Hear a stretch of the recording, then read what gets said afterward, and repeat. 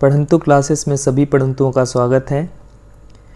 चलिए जैव विविधता बायोडायवर्सिटी का ऑब्जेक्टिव क्वेश्चन सॉल्व करते हैं थोड़ा। ठीक, हर सेक्शन के बाद ऑब्जेक्टिव क्वेश्चन सॉल्व करेंगे। सेक्शन मतलब जैसे पर्यावरण में दो सेक्शन है, एक तो बायोडायवर्सिटी और दूसरा पॉल्यूशन, है ना, जैव विविधता और प्रदूषण। इससे आपको पता चलेगा कि सही डायरेक्शन में हम लोग पढ़े थे कि नहीं पढ़े थे। होप सो आप लोग तैयार हो गए ऑब्जेक्टिव के लिए। आप लोग जब तक मैं क्वेश्चन पढ़ूं तो पॉज करके उसको सॉल्व कर लीजिएगा और फिर आगे सुनिएगा। ठीक, उससे टेस्ट होगा कि आप लोग सही बनाएं कि नहीं बनाएं, और जो सही बनाएंगे कमेंट करके बताइएगा कितने क्वेश्चंस बने आप लोग से, कितने क्वेश्चन नहीं बने। चलिए स्टार्ट करते हैं। फर्स्ट क्वेश्चन हमारा है, निम्नलिखित फसलों में से कौन सी फसल भारत में सर्वाधिक आनुवंशिक विविधता वाली है? Which one of the following crops shows maximum genetic diversity in India? तो पहला ऑप्शन है काजू कैशोनट, दूसरा ऑप्शन है मक्का मेज, तीसरा है धान पैडी, चौथा आम मैंगो, पांचवा ऑप्शन है इनमें से कोई नहीं, नॉन ऑफ दिस। कौन सा हमारा ऑप्शन आंसर होगा? क्या धान पैडी। पैडी का सबसे सर्वाधिक, ये कृषि का भी पार्ट है, याद रखिएगा अच्छे से। पैडी जो धान है उसको सर्वाधिक किस्में पाई जाती हैं जैसे IR36, IR64, सरना धान, ये सब आप लोग सुने होंगे। तो धान का हमारा आनुवांशिक विविधता सबसे ज़्यादा है। नेक्स्ट क्वेश्चन है हमारा, ये तो बहुत इजी क्वेश्चन है। संसद द्वारा भारतीय जैव विविधता एक्ट किस वर्ष पास हुआ? ये CGPSC प्री में भी पूछ चुका है हमारा, है ना। ठीक, 1998, 1992, 2000, 2002, 2004। तो आंसर ऑब्वियस है, जैव विविधता अधिनियम बहुत बार पढ़े हैं। आंसर क्या होगा? 2002। नेक्स्ट क्वेश्चन हमारा,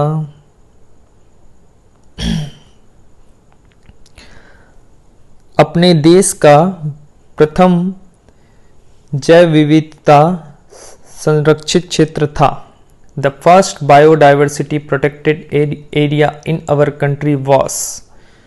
फर्स्ट काजीरंगा राष्ट्रीय park, Kaziranga national park. Second Sundarban राष्ट्रीय park, Sundarban national park. Third Corbett राष्ट्रीय park, Corbett national park. Corbett मतलब वही जिम कार्बेट। ठीक, फोर्थ इंद्रावती राष्ट्रीय पार्क, इंद्रावती नेशनल पार्क। और फिफ्थ इनमें से कोई नहीं, नन ऑफ दिस। तो इसको पढ़े भी होंगे आप लोग, Jim Corbett national Park. Answer क्या है? जिम कार्बेट 1936 में बना था, है ना। 1936 में जिम कार्बेट है। काजीरंगा का 1985 के आसपास है, सुंदरबन का 1984 के आसपास है, इंद्रावती 1975 के आसपास बना। और जिम कार्बेट जो पहले हेली नाम से बना था 1936 में, और उसका नाम क्या किया गया? जिम कार्बेट 1955 में फिर से। ठीक, तो अपने देश, ये क्वेश्चन ऐसा ही आया था, हमारे देश होना था। हमारे देश का प्रथम जैव विविधता संरक्षित क्षेत्र था, मतलब वो क्या पूछ रहा है, सबसे पहले कौन सा बना था। ठीक, आंसर क्या होगा? कार्बेट राष्ट्रीय पार्क, सी। नेक्स्ट देखते हैं,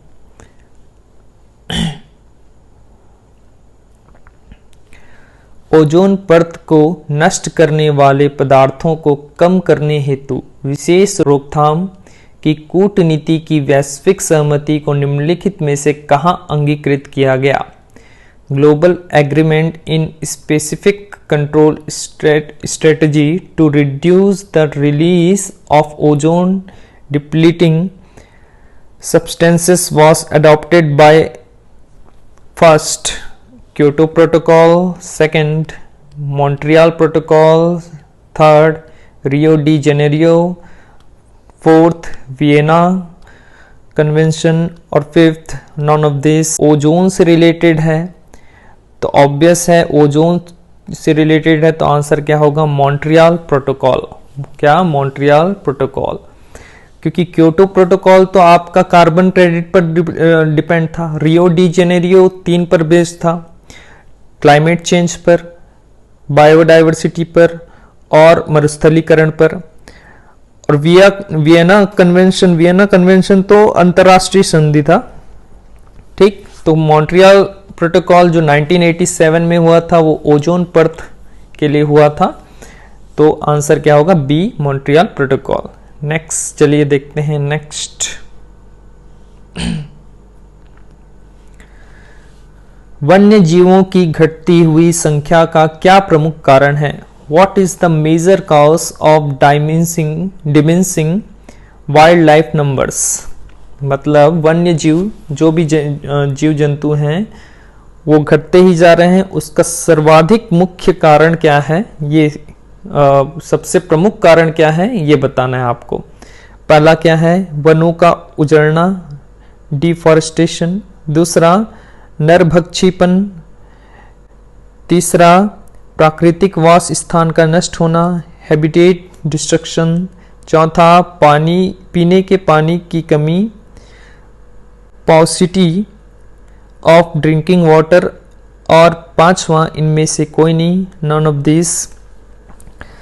तो ऑब्वियस है चारों एक कुछ ना कुछ कारण है, लेकिन सबसे प्रमुख कारण कौन सा है याद रखिएगा? प्राकृतिक वास स्थान का नष्ट होना, जहां पे वो रहते हैं, ठीक।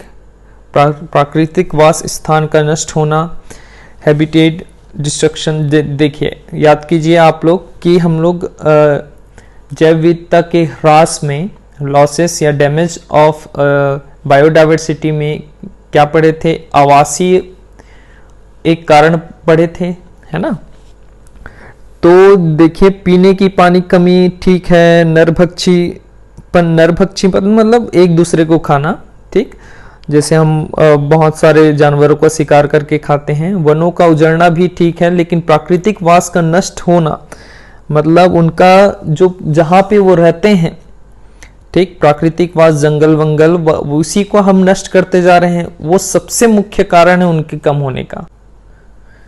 नेक्स्ट क्वेश्चन है, निम्न में से प्रजातियों की अस्तित्व के लिए कौन सा कारक अत्यधिक भय सूचक है? Which one among the following is the most threatening factor for the survival of species?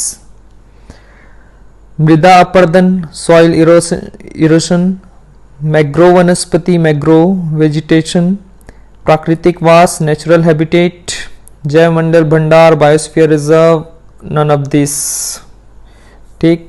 अगर आप पहले इसके जस्ट पहले वाला क्वेश्चन समझे होंगे तो वो उसी क्वेश्चन को एक घुमा के पूछा है फिर से, ठीक। प्रजातियों के अस्तित्व के लिए कौन सा कारक अत्यधिक भय सूचक है, मतलब वही वन्य जीव क्यों घटते जा रहे हैं उसी पर बेस्ड है। तो आंसर फिर से क्या होगा? प्राकृतिक वास।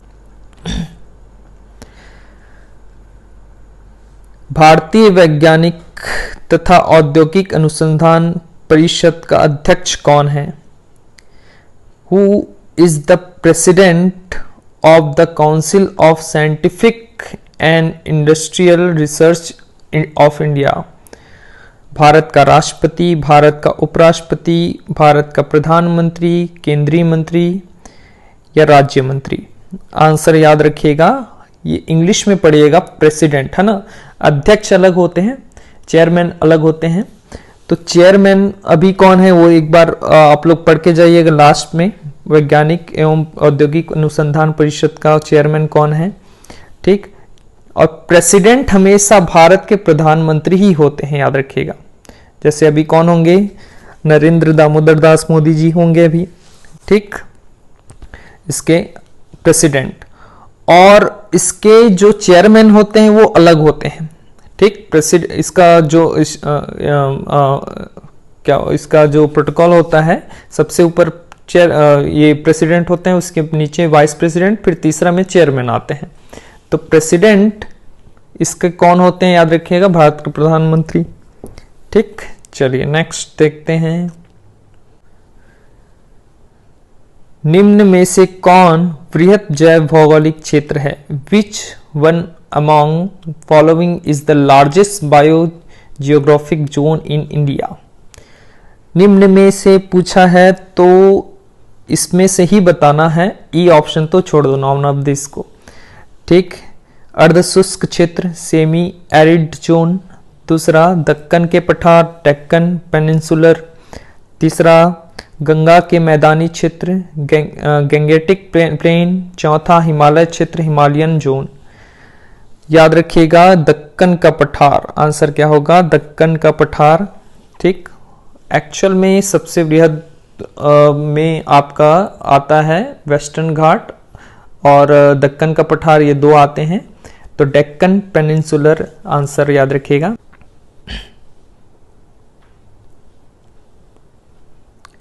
नेक्स्ट क्वेश्चन है, निम्न में से कौन जैव विविधता को खतरा नहीं है?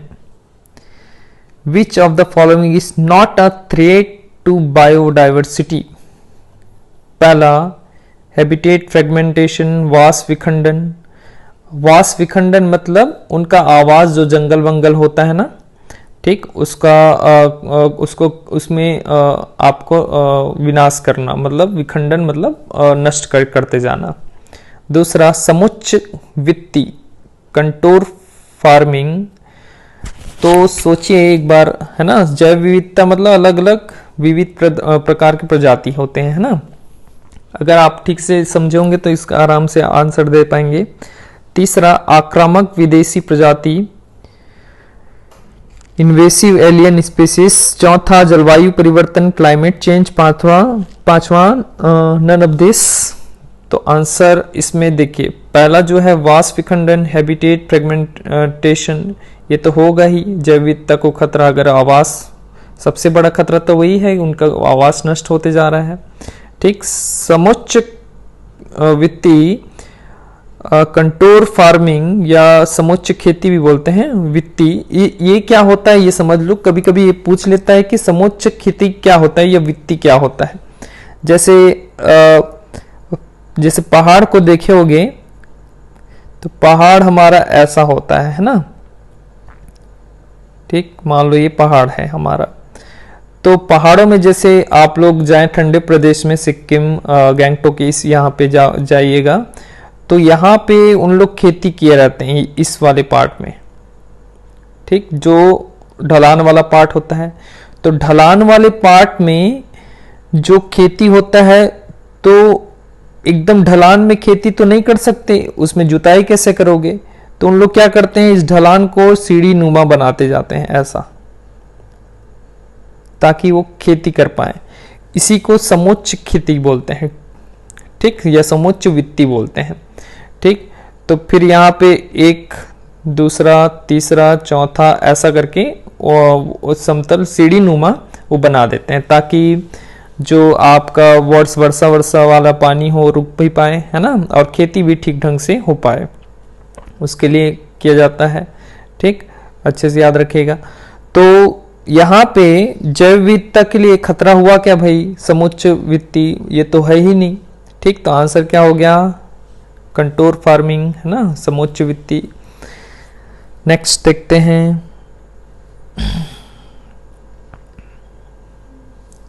जैव विविधता बायोडायवर्सिटी केवल अक्षांश के साथ परिवर्तित होती है, varies with change in latitude only. B, ऊंचाई के साथ परिवर्तित होती है, varies with change in altitude only. अक्षांश और ऊंचाई दोनों के साथ परिवर्तित होती है, varies with both altitude and latitude. अक्षांश और ऊंचाई के साथ परिवर्तित नहीं होती, does not change with altitude and latitude, और नन ऑफ दिस। ठीक, चलिए, इसमें जैसे ये पृथ्वी है ना, ठीक, पृथ्वी में अक्षांशीय रेखा ये सब होते हैं, ठीक, और ऊंचाई की बात कर रहे हैं, मतलब ये वाले रेखा की बात कर रहे हैं। तो ऑब्वियस है, देखिए यहाँ पे अगर अक्षांश की बात करें तो यहाँ पे एक अक्षांश है और यहाँ पे ये उसी अक्षांश का दूसरा पार्ट है मान लो। तो यहाँ पे जो जीव हैं यहाँ के जीव से अलग ही होंगे, मतलब विविधता तो होता है। तो हमको जैसे अमेरिका का जो अक्षांश आता होगा यहाँ पे और भारत का जो अक्षांश आता होगा यहाँ पे, वहां पे विविधता है ना भाई। वैसे ही देखिए, अगर यहाँ पे भूमध्य रेखा में मान लो आपका क्या है, अलग जीव हैं और पोल्स में अलग जीव हैं। देखिए, तो ऊंचाई के साथ भी विविधता आता है, प्रजाति अलग अलग होते जाते हैं, और अक्षांशीय स्थिति के हिसाब से भी प्रजाति अलग अलग होते जाते हैं, है ना। तो अब देखिए, वही पूछा है, बहुत ऑब्वियस क्वेश्चन था, बहुत इजी क्वेश्चन था। जैव विविधता बायोडायवर्सिटी केवल अक्षांश के साथ नहीं, अक्षांश तो होता है, ऊंचाई के साथ भी परिवर्तित होता है। तो आंसर क्या होगा, अक्षांश और ऊंचाई दोनों के साथ परिवर्तित होती है, varies with both altitude and latitude. तो आंसर क्या हो गया हमारा, तो आंसर हमारा हुआ सी। ठीक, नेक्स्ट चलते हैं।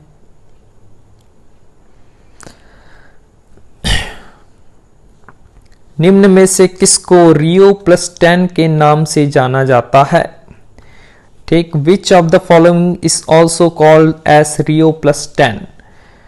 तो रियो डी जेनेरियो 1992 में हुआ, रियो प्लस 10 2002 में हुआ, और रियो प्लस 20 2012 में हुआ। तो रियो प्लस 10 किसको बोलते थे, जो 2002 में हुआ। तो वो कहाँ पे हुआ था, हम लोग पढ़े भी हैं, जोहान्सबर्ग में हुआ था। ठीक, तो जोहान्सबर्ग आंसर कौन सा है, बी। जोहान्सबर्ग में धारण क्षम विकास पर विश्व समिति, the world summit on sustainable development in Johannesburg. तो आंसर होगा बी। पहला क्या ऑप्शन था, रियो डी जेनेरो 1992। ठीक, वो तो है ही, वो तो रियो सम्मेलन कहलाता है। रियो डी जेनेरो में धारण क्षम विकास हेतु पर संयुक्त राष्ट्र कॉन्फ्रेंस, ये तो 2012 वाला बात कर रहा है। धारण क्षम विकास मतलब सस्टेनेबल डेवलपमेंट, धारणी विकास जिसको बोलते थे। वॉशिंगटन में सिटीज नहीं, वॉशिंगटन कन्वेंशन भी नहीं है। ठीक, ऑब्वियस है, जोहान्सबर्ग आंसर क्या होगा हमारा, बी होगा। ठीक, नेक्स्ट देखते हैं।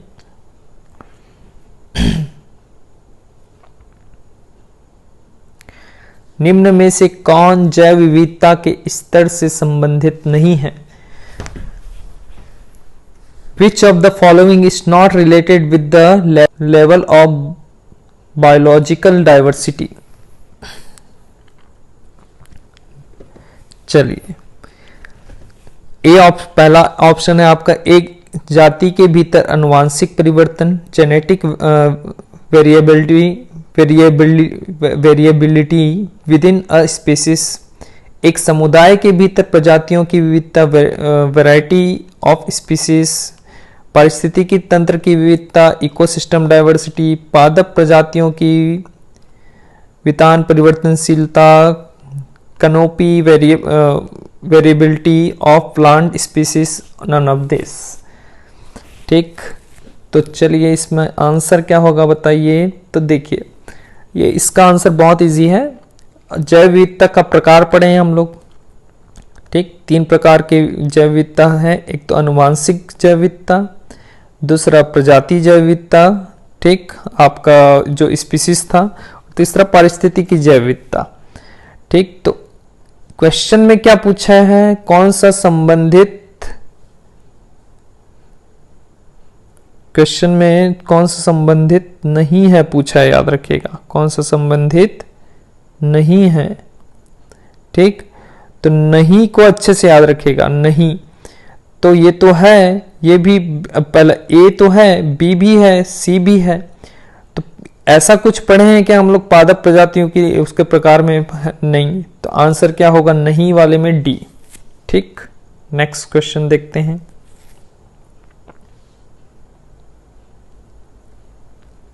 नेक्स्ट क्वेश्चन, निम्न में से कौन बहिस्थानिक संरक्षण का उदाहरण है। Which of the following is an example of ex situ conservation? तो हम लोग संरक्षण प्रयास में 2 चीज पढ़े थे, इन सीटू और दूसरा, पहला इन सीटू, दूसरा एक्स सीटू, स्वस्थाने और बाह्य स्थाने।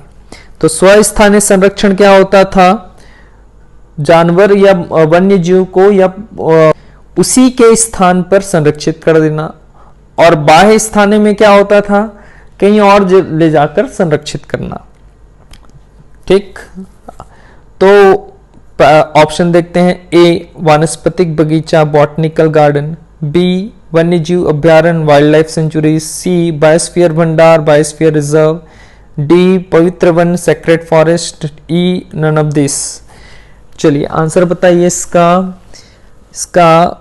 देखिए इसका आंसर क्या हो, देखिए वन्यजीव अभ्यारण्य तो वही बनाते हैं जहाँ पे वो रहते हैं, तो ये स्वस्थानीय हो गया। बायोस्फीयर रिजर्व भी वही बनाते हैं जहाँ वो रहते हैं। पवित्र वन भी वही बनाते हैं, पवित्र वन जहाँ पे गाँव वाले पूजा पाठ करते हैं पेड़ पौधों का या जानवरों का। ठीक, तो उनके संरक्षण के लिए गांव वाले ही वहाँ पे उपस्थित रहते हैं, उसको पवित्र वन घोषित कर दिया जाता है राज्य सरकार द्वारा। बॉटनिकल गार्डन में क्या होता है, वानस्पतिक बगीचा में, बॉटनिकल गार्डन में कृत्रिम रूप से, वर्चुअल रूप से अलग से बनाया जाता है। ठीक, और बॉटनिकल गार्डन में अगर अलग से पौधे वौधे लगाए जाते हैं, तो आंसर ही होगा इसका बाह्य स्थान में पड़े भी हैं बॉटनिकल गार्डन। ठीक, तो बॉटनिकल गार्डन ए क्या होगा, ए बॉटनिकल गार्डन। नेक्स्ट देखते हैं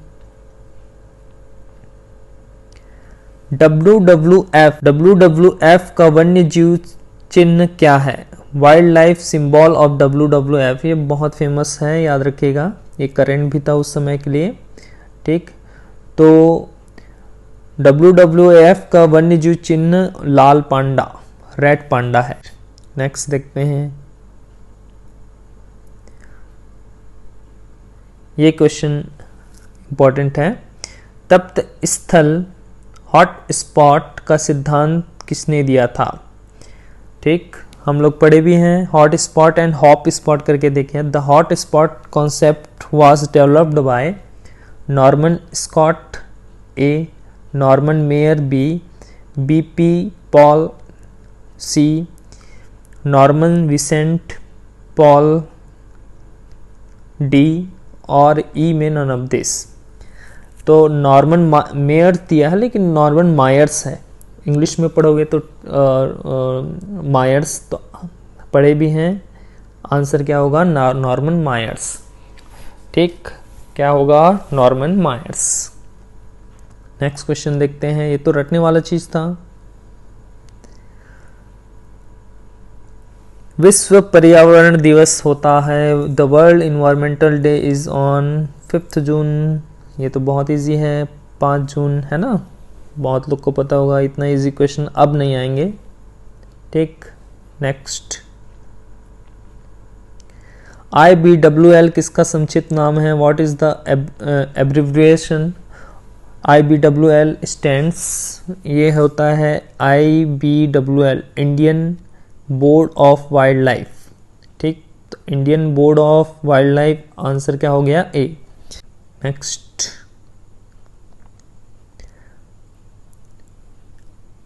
क्वेश्चन हमारा, कौन सा मेगा डाइवर्सिटी देश नहीं है, which is not a mega diversity country. Mega diversity country कौन सा नहीं है, ये फाइंड आउट करने के लिए आप लोग ये ट्रिक याद रखिएगा।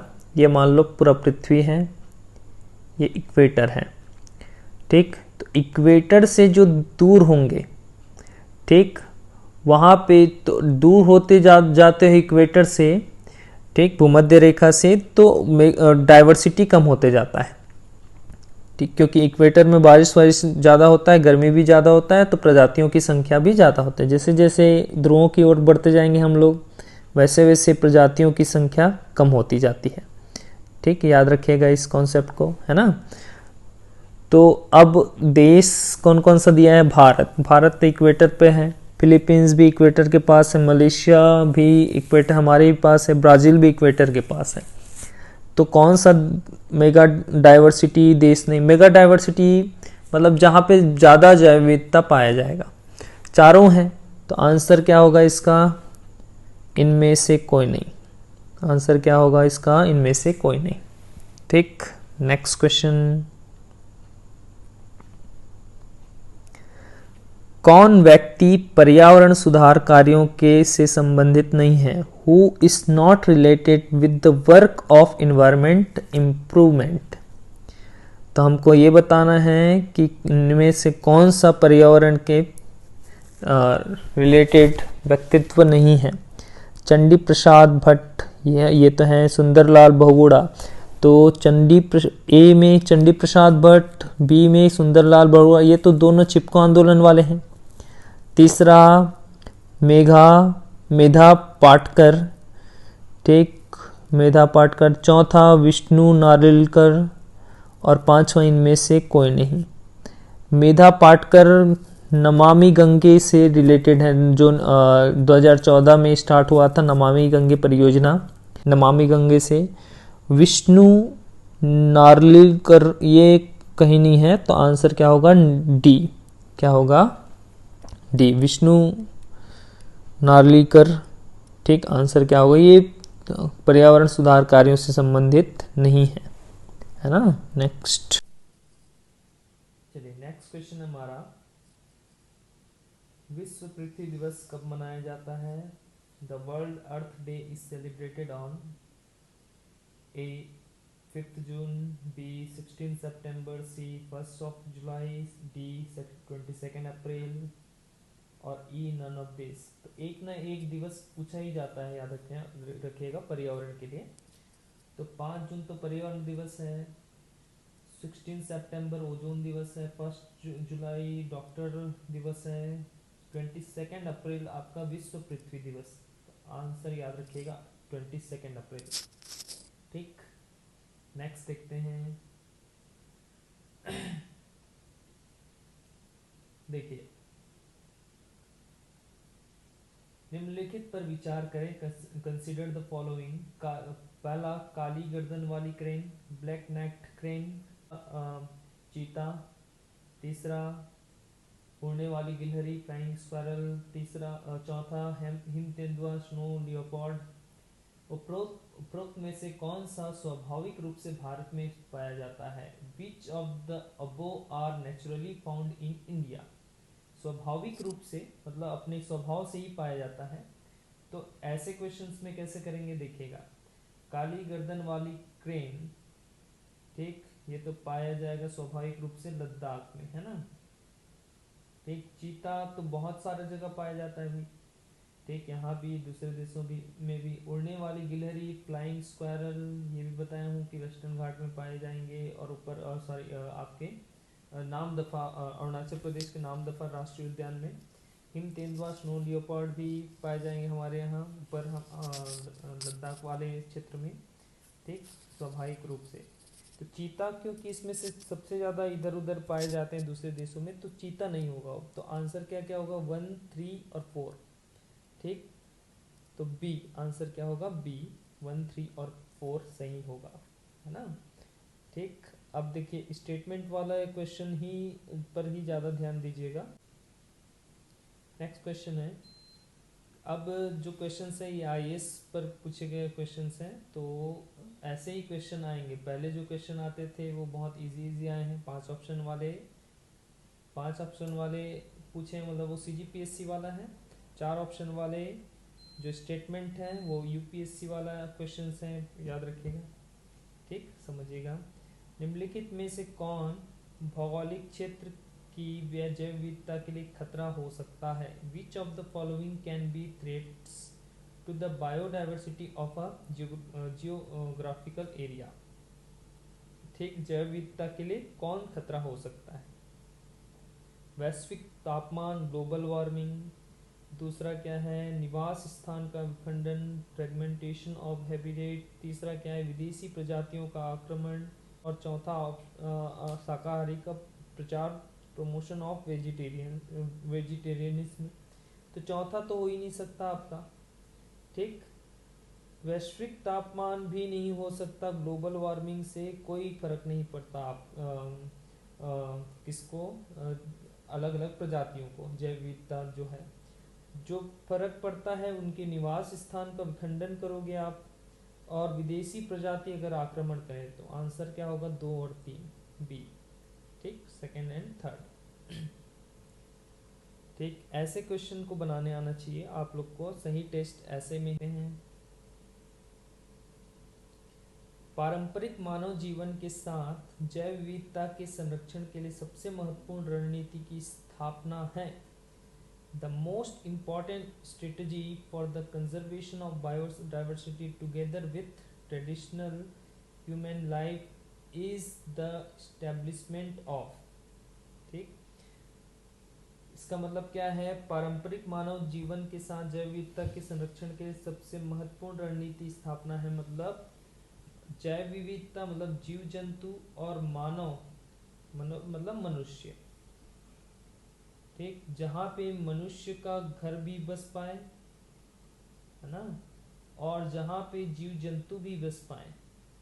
ठीक, और इसके लिए सबसे अच्छा संरचना किसका है? देखिए, अगला अगर प्रीवियस लेक्चर अगर आप अटेंड किए होंगे, देखे होंगे, तो आराम से बन जाएगा।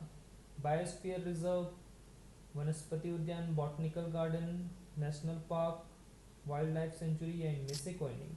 ऑब्वियस है बायोस्फीयर रिजर्व इसका आंसर होगा। क्यों? क्योंकि बायोस्फीयर रिजर्व को 3 कोर में बांटते थे हम लोग, कोर जोन, बफर जोन और ट्रांजिशन जोन में। तो ट्रांजिशन जोन में मानव भी बस्ती भी होता था और कोर जोन में उनको संरक्षित किया जाता था। तो वही पूछ रहा है कि मानव बस्ती और संरक्षित किए जाने वाले जीव जंतु एक साथ कहाँ पे टुगेदर एक साथ कहाँ पे अच्छे से रह पाएंगे। तो आंसर क्या है? Biosphere reserve. Next question, Bharat में संरक्षित क्षेत्रों में से निम्न श्रेणियों में से एक स्थानीय लोगों को बायोमास एकत्र करने और उपयोग करने की अनुमति नहीं है। नहीं में ध्यान दीजिएगा ना। In which one among the following categories of protected area in India are local people not allowed to collect and use the biomass? कहाँ पे निम्न में से कहाँ पर आपको बिल्कुल भी अलाउड नहीं है जाने के लिए? तो याद रखिएगा, राष्ट्रीय उद्यान, नेशनल पार्क जो होता है वहाँ पे बिल्कुल भी प्रोहिबिटेड होता है, अंदर कहीं नहीं जा सकते। तो आंसर क्या होगा? राष्ट्रीय उद्यान। ठीक, कहाँ पे? राष्ट्रीय उद्यान।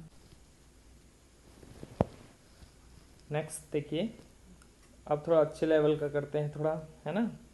निम्नलिखित कथनों पर विचार करें और नीचे दिए गए कोड का उपयोग करके सही उत्तर चुनें। Consider the following statement and select the correct answer using the code given below. पहला स्टेटमेंट, 2 स्टेटमेंट है इसमें, है ना, पहला और दूसरा। देखिए, भारत में यूनेस्को के मैन एंड बायोस्फीयर MAB जिसको बोलते थे कार्यक्रम की शुरुआत 1986 में हुई थी। दूसरा, नीलगिरी बायोस्फीयर रिजर्व भारत का पहला बायोस्फीयर रिजर्व था। तो दूसरा तो सही है एकदम। ठीक, दूसरा नीलगिरी बायोस्फीयर रिजर्व भारत का पहला बायोस्फीयर रिजर्व है, सेकंड ऑप्शन सही है। और फर्स्ट ऑप्शन क्या है आपका? भारत में यूनेस्को के मैन एंड MAB कार्यक्रम की शुरुआत भारत में, यहाँ पे याद रखिएगा भारत में कब हुआ था। ठीक, तो यूनेस्को ने MAB की स्थापना 1971 में कर दी थी। लेकिन भारत में पहला बायोस्फीयर रिजर्व कब बनाया गया MAB के तहत? तो 1986 में ही बनाया गया, नीलगिरी वाला। तो पहला भी सही है, याद रखिएगा। भारत में यूनेस्को के MAB कार्यक्रम की शुरुआत 19, क्योंकि यहाँ पे क्या जोड़ दिया? भारत में, है ना। तो यहाँ पे भारत में नहीं जुड़ता तो 1971 होता, क्योंकि भारत में जुड़ गया तो बायोस्फीयर रिजर्व जब से स्टार्ट होगा तब से होगा। तो दोनों सही। तो आंसर क्या होगा? C। वो 1 और 2 दोनों सही है ना। नेक्स्ट देखिए,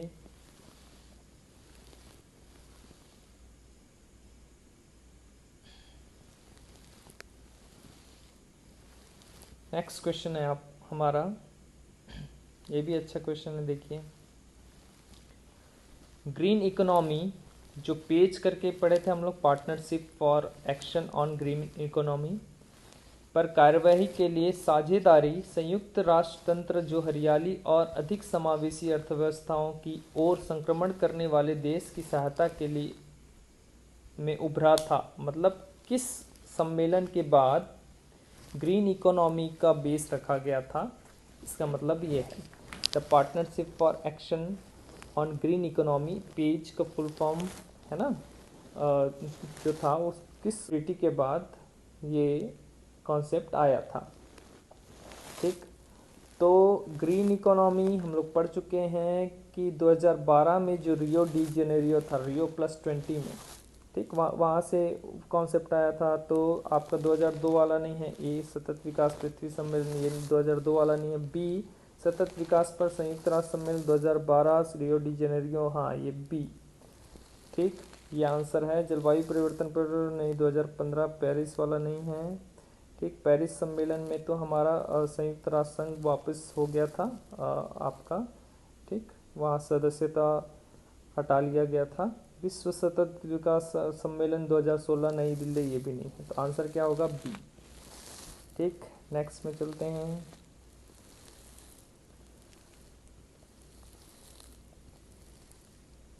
ये भी अच्छा क्वेश्चन है। कार्बन क्रेडिट के बारे में निम्नलिखित में से कौन सा कथन सही नहीं है? नहीं वाले को अच्छे से याद रखिएगा। Regarding carbon credit which one of the following statement is not correct. ठीक, 2011 इसलिए लिखा है क्योंकि IS 2011 में पूछा गया है इसको। ठीक, तो ए, कार्बन क्रेडिट सिस्टम को क्योटो प्रोटोकॉल के संयोजन में पुष्टि की गई, ये तो सही है। ठीक, क्योटो प्रोटोकॉल कार्बन क्रेडिट के लिए किया गया था, है ना। बी में क्या था, कार्बन क्रेडिट उन देशों का या समूहों को दिया जाता है जिन्होंने अपने उत्सर्जन कोटे से नीचे ग्रीन हाउस गैसों को कम किया है। ये गलत है, ऐसा नहीं होता। कार्बन क्रेडिट सिस्टम का लक्ष्य कार्बन डाइऑक्साइड उत्सर्जन की वृद्धि को सीमित करना है, ये भी सही है। ठीक, ऑब्वियस है, ये कार्बन डाइऑक्साइड के उत्सर्जन की वृद्धि को कम करने के लिए किया जाएगा।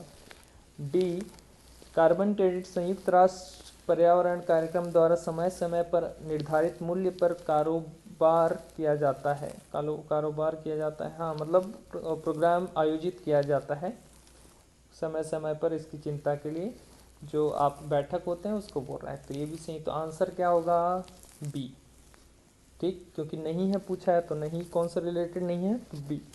ठीक, स्टेटमेंट वाले और ये थोड़ा बड़े क्वेश्चंस अच्छे होते हैं, ये थोड़ा सा 2-3 बार पूछो तो समझ में आ जाता है अपने आप आंसर, तो इन लोगों को अच्छे से अटेम्प्ट कीजिएगा। ठीक, नेक्स्ट देखते हैं।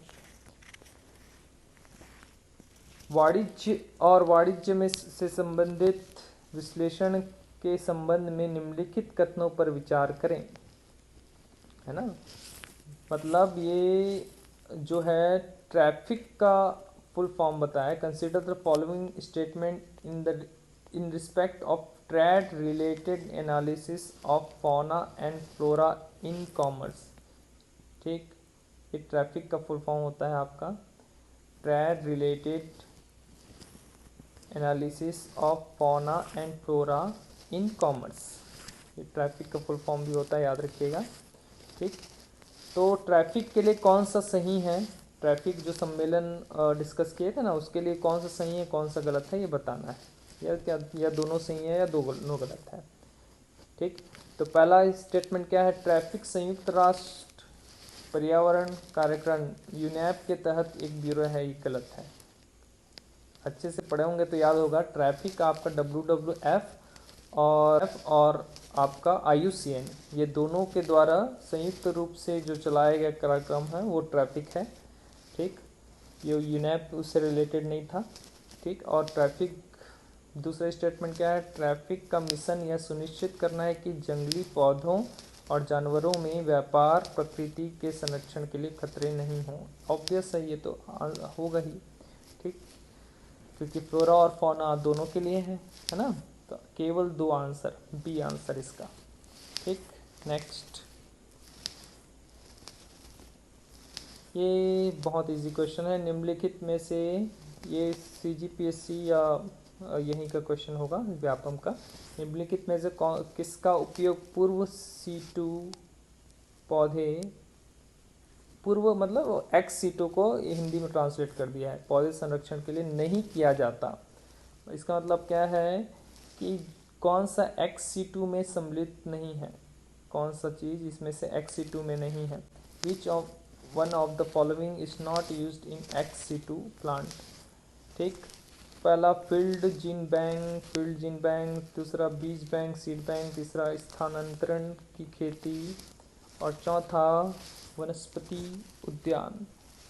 तो बीज बैंक तो है, जीन बैंक भी है आपका, वनस्पति उद्यान भी आपका आता है, स्थानांतरित खेती नहीं आता, कृषि नहीं आता, तो आंसर क्या हो जाएगा? ठीक, सी स्थानांतरित कृषि। इसका उपयोग एक्स सी टू वाले, तो जहाँ पे इन सी टू और एक्स सी टू पढ़े हैं ना हम लोग, उसको पढ़े होंगे अच्छे से, तो आंसर देखिए। पवित्र सरोवर विशेष रूप से उपयोग होते हैं। Sacred groves are specially useful in. पवित्र सरोवर मतलब पवित्र उपवन, और इन सीटू और एक्स सीटू में पढ़े ना हम लोग, इन सीटू में पवित्र उपवन एवं झीलें, ठीक वही उसी के बात कर रहे हैं। विशेष रूप से उपयोगी होते हैं। पर्यावरण जागरूकता पैदा करने के लिए नहीं, मृदा अपरदन को रोकने के लिए नहीं, नदियों में साल भर पानी का प्रवाह करने के लिए बिल्कुल नहीं, पवित्र उपवन तो दुर्लभ और खतरे प्रजातियों का संरक्षण करने के लिए। ठीक, ये सही है, क्योंकि गांव वाले जो होते हैं अपने जो पवित्र जो पूजा पाठ करते हैं, ठीक, जो बहुत कम बचे हुए हैं हम अपने पूजा पाठ के लिए जो उपयोग करते हैं आराध्य, उसको पवित्र उपवन कहते हैं, है ना। आप हम लोग पढ़े हैं उसको पूरा अच्छे से देखिएगा। नेक्स्ट, फिर से इन सीटू एक्स सीटू वाला आया। निम्नलिखित में से कौन सी इन सीटू संरक्षण में शामिल नहीं है? तो राष्ट्रीय उद्यान तो है, वन्य जीव अभ्यारण्य भी है, जियोलॉजिकल गार्डन नहीं है, बायोस्फीयर रिजर्व है। ठीक, वो जीव जंतुओं को उनके आवास में ही जो संरक्षित किया जाता है, तो ये तीन हैं, सी वाले नहीं है। ठीक, नेक्स्ट, भारत में निम्नलिखित में से कौन सा क्षेत्र जैव विविधता का हॉट स्पॉट है? मतलब जैव विविधता का हॉट स्पॉट मतलब सर्वाधिक जैव विविधता वाला क्षेत्र कौन सा है? Which of the following area in India is a hot spot of biodiversity. तो हॉट स्पॉट क्या होता था आपका? जहाँ पे बहुत ज़्यादा क्या हो, जैव विविधता पाई जाए, उसको हॉट स्पॉट। तो हॉट स्पॉट में हम लोग पढ़े हैं पश्चिमी घाट, क्या पढ़े हैं? वेस्टर्न घाट। पूर्वी घाट तो नहीं पढ़े, गंगा का मैदान भी नहीं है, सुंदरबन भी नहीं है। देखिएगा हॉट स्पॉट में क्या है, वेस्टर्न घाट। तो ये बहुत इजी क्वेश्चन। नेक्स्ट, जैव विविधता का सर्वाधिक ह्रास होने का क्या कारण है? What is the reason for highest damage of biodiversity. ये भी बहुत इजी है, बहुत बार पढ़ चुके प्रीवियस क्वेश्चन, ये बहुत बार क्वेश्चन आया है, याद रखिएगा ये वाला।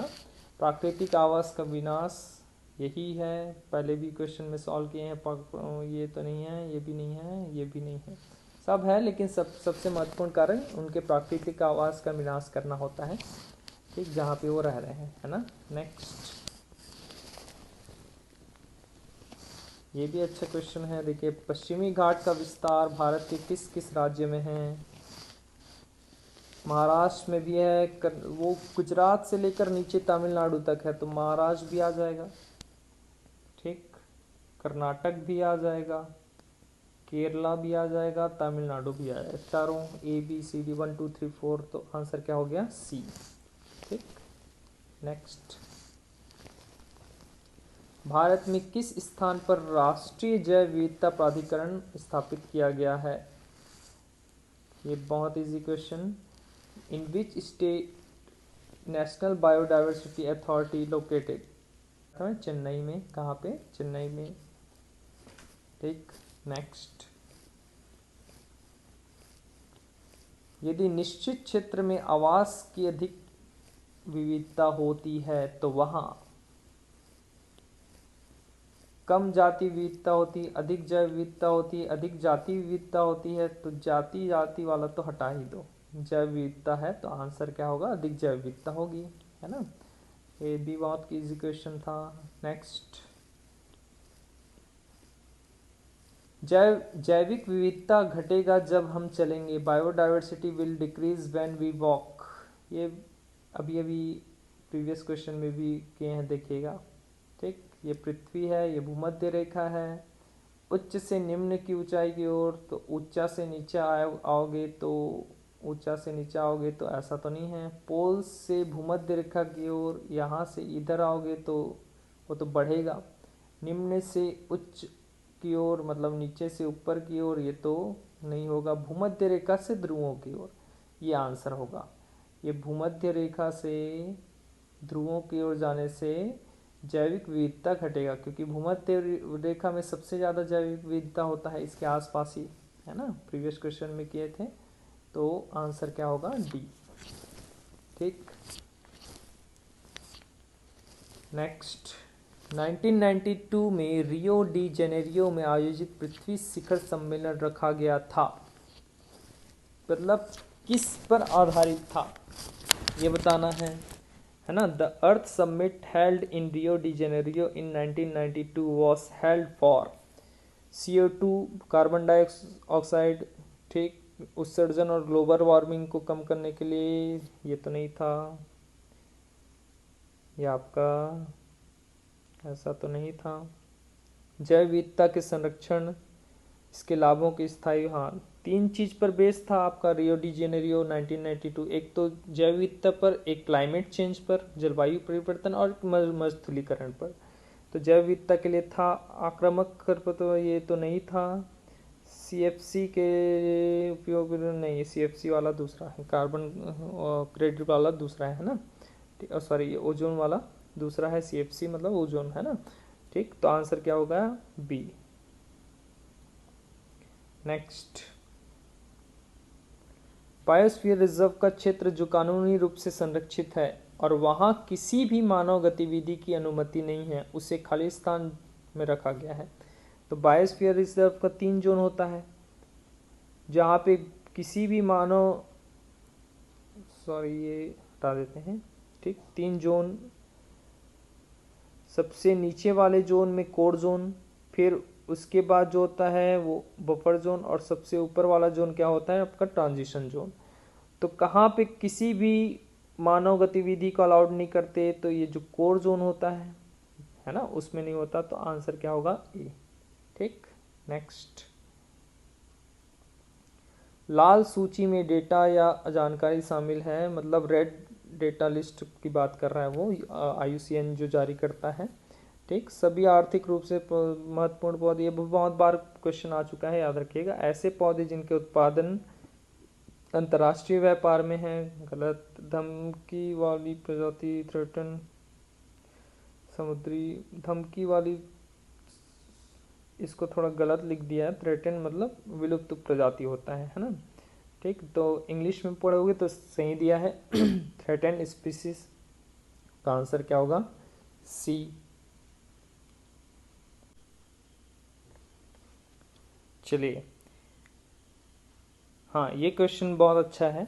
निम्नलिखित में से कौन सा बॉक्स अधिकतम, अधिक से अधिक और न्यूनतम विविधता दिखाता है। मतलब 3 बॉक्स है यहाँ पे, ये मान लो आपका ये जो बॉक्स है आपका बॉक्स नंबर A है।